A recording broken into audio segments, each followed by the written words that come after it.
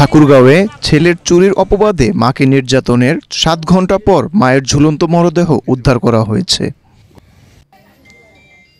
স্বজনরা জানায়, দায়নের একমাত্র ছেলে রাজন ঋষিকে 3 লক্ষ টাকা চুরির অপরাধে মারধর ও নির্যাতন করে একই পাড়ার আমজাদ নামের এক ব্যক্তি ও তার সহযোগীরা।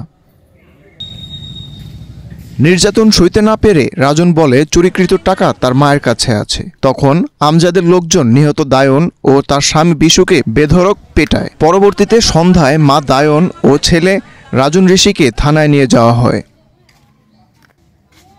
থানা থেকে ফেরার পথে ছেলেকে বাসায় নামিয়ে দিয়ে মা দায়ন ঋষিকে নিয়ে যায় আমজাদের লোকজন, কিন্তু সারা রাত দায়ন ঘরে ফেরেননি। পরদিন সকালে তার ঝুলন্ত মরদেহ বাড়ির পার্শ্ববর্তী লিচু বাগান থেকে উদ্ধার করে এলাকাবাসী।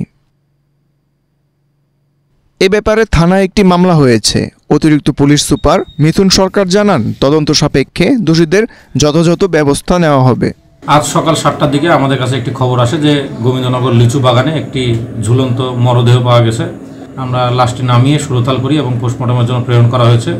এটি সুইসাইড না অন্য কোনো বিষয়, এটা আমরা খতিয়ে দেখছি।